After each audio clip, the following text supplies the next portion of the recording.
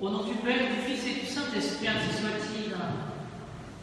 Bien chers paroissiens de Notre-Dame des Armées, et puis d'autres paroisses, j'aimerais vous adresser ce dimanche quelques mots à partir de la première lettre de Saint Pierre que nous avons aujourd'hui. Il y a, me semble-t-il, beaucoup de sagesse dans cette épître. Il est question, je retiens les termes, que nous avons la qualité d'étrangers et de voyageurs. Il est question aussi des païens. Il est question aussi de Dieu, du jour de la visite du Seigneur. Frères bien-aimés, je vous exhorte, en votre qualité d'étrangers et de voyageurs, à vous abstenir des désirs de la chair qui font la guerre à l'âme, en ayant parmi les païens une belle conduite. Ainsi, bien qu'ils vous accusent de faire le mal, éclairés par vos bonnes œuvres, ils glorifieront Dieu au jour de sa visite. Et la phrase que je retiens dans cette lettre, en ayant parmi les païens une belle conduite. Bien chers amis, ce que Saint Pierre nous demande finalement, c'est que nous puissions garder cette belle qualité d'âme, de baptisés, d'enfants de Dieu, quelles que soient les circonstances que nous connaissons. Tout à l'heure, dans la collecte, vous avez répondu Amen, c'est-à-dire que finalement vous avez donné votre assentiment à cette prière que le prêtre a adressée à Dieu au nom de vous tous. Il était question des errantibus, de ceux qui sont dans l'erreur, et de vérité, car nous savons des points de repère. Il y a le bien, il y a le mal, il y a la vérité, il y a l'erreur. Alors comment nous positionner par rapport à cela? Eh bien, c'est la question que l'on peut étudier aujourd'hui. En ayant parmi les païens une belle conduite. Il me semble que l'actualité nous permet de réfléchir à cela. Comme vous, chers paroissiens, nous avons hâte du retour de la messe avec une église pleine, je le dis, chaque dimanche.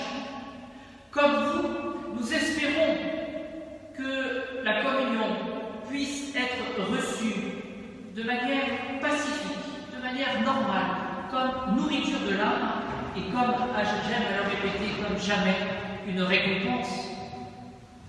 Donc il y a cette réalité de la messe, il y a cette réalité de la communion, il y a cette réalité aussi, nous l'avons entendu, de la position de nos supérieurs, des évêques, par rapport à ce que les autorités civiles nous demandent. Revenons à la sagesse de cette épître de Saint Pierre.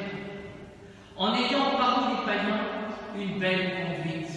S'agit-il de partir en ordre dispersé? S'agit-il de faire de revendications belliqueuses?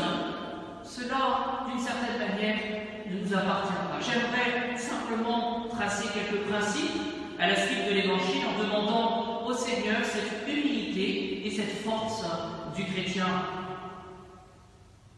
Le pape François, dans ses homélies, que je vous invite à écouter chaque matin à 7 heures, a rappelé un principe de Saint Ignace.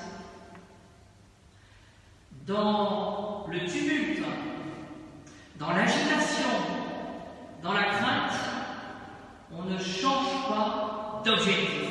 Et le Saint-Père nous rappelle cette fermeté dans la foi.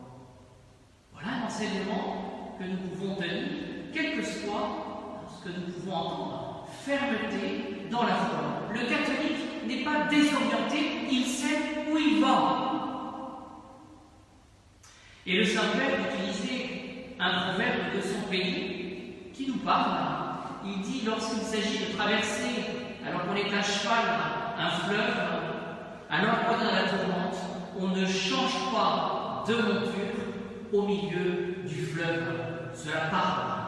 Donc restons unis avec un objectif. Le reste, je vous donne simplement les principes. J'ai trouvé dans Matthieu, Saint Matthieu, chapitre 10, verset 16, les recommandations que le Christ Jésus, notre Seigneur, donne à ses disciples.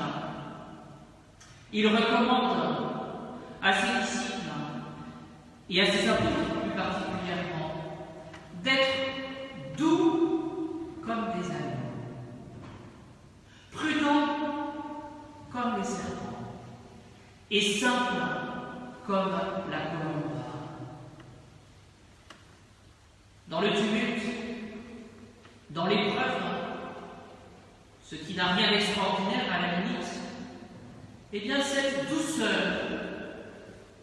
comme des brebis, comme des agneaux, doit nous faire réfléchir, car finalement nous avons ce modèle du Christ Jésus, qui n'était pas un agitateur politique, il est bien au contraire, avec un objectif, faire la volonté de son Père, préparer le royaume et nous permettre justement d'y entrer.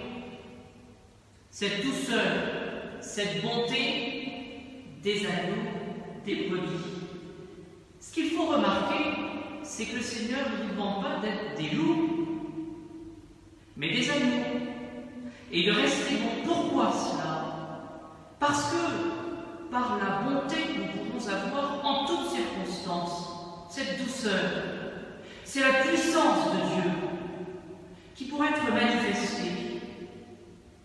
Il est plus louable pour un agneau d'être vainqueur des loups que pour un loup d'être cruel, c'est son office. Et c'est précisément dans des circonstances où il y a des agneaux qui sont des agneaux et qui restent des agneaux, c'est-à-dire bons, que pourra transparaître la puissance du Seigneur. Voyez-vous, si l'agneau se transforme en loup, il n'aura plus cette protection du Christ Jésus. Réfléchissons à ce premier élément, être doux, bon, comme des agneaux, en toutes circonstances. Et nous avons l'exemple, encore une fois, du Christ. La prudence du serpent. Cette prudence du serpent doit nous faire réfléchir aussi. C'est assez étonnant d'ailleurs de voir que le Christ utilise cette image, parce que le serpent, finalement, nous craignons. Le serpent se méfie de l'ennemi. C'est pour cela qu'il rentre et qu'il se cache. Et le Seigneur nous demande finalement de bien identifier quels sont ceux qui peuvent nuire à notre corps, mais aussi à notre âme. Essayons de voir quels sont les ennemis que nous avons. Le monde, l'orgueil, nos propres passions, ceux qui sont des loups, ceux qui n'ont pas l'esprit de Jésus. Le serpent aussi, et ça c'est intéressant, eh bien, effectue, nous savons, salut, il perd sa peau de temps en temps. Et bien cela pour nous inviter, bien chers amis, à conserver cette image de garder en tant que catholique cette capacité à nous renouveler, à nous réinventer, du latin invenire, trouver. C'est-à-dire que dans ces circonstances, il ne s'agit pas de vivre avec du regret ou d'imaginer tout un tas de choses. Non, il s'agit dans l'instant présent de voir ce qui nous permettra de garder l'essentiel, d'y tenir, d'en vivre et donc de nous réinventer. C'est bien cela l'objectif, tout en gardant cette douceur. Demandons à l'Esprit Saint, nous allons nous y préparer, et Saint Pierre dans son épître nous dit que nous sommes des étrangers et des voyageurs. Nous voudrions nous organiser comme si nous étions ici-bas, de manière permanente. Non, notre patrie, c'est le ciel, nous le savons, donc à condition évidemment de garder le cap et l'objectif. Le serpent sait se protéger, protège l'essentiel, sa tête, notre modèle, c'est le Christ. Je termine. Douceur de l'agneau, prudent comme des serpents. La dernière chose, dernière qualité de l'apôtre, du baptisé, c'est de garder la simplicité de la colombe.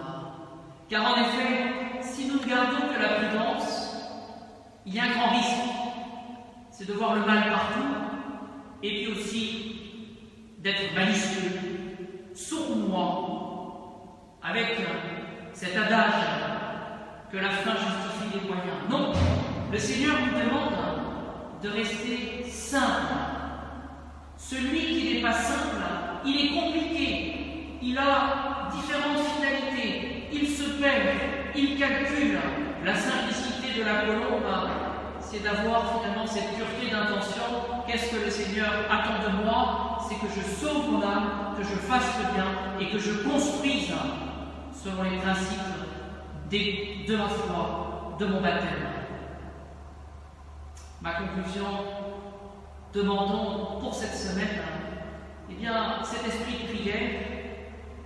Demandons aussi cette lumière de l'Esprit Saint pour nous éclairer, encore une fois, pour pouvoir nous réinventer. Il ne s'agit pas d'innover, il s'agit toujours de correspondre à la providence, à la volonté de Dieu. Et demandons bien évidemment ce mois de mai, et je vous invite à réciter du chapelet en famille, eh bien, demandons à Notre-Dame qu'elle veille sur nous, justement, qu'elle nous donne eh bien, cette correspondance, je dirais cette adéquation finalement à la volonté de Dieu. Un peu comme une mère de famille sait trouver le bon ton pour que la bonne humeur et que la joie règne dans une famille. La mère de famille, c'est elle qui arrange les choses, qui met du miel dans les relations, qui donne cette intelligence des choses. Et bien que Notre-Dame nous aide justement à garder l'objectif. Soyons parmi les païens, ayons une belle conduite. Ainsi, bien qu'ils vous accusent de faire le mal, éclairés par vos bonnes œuvres, ils glorifient Dieu au jour de sa visite. Pour dire les choses autrement, à la suite de Saint Pierre, peut-être et certainement qu'avec, je dirais, ce que nous sommes, de vrais baptisés, fermes dans la foi, nous pourrons faire que finalement les loups de ce monde deviennent des agneaux.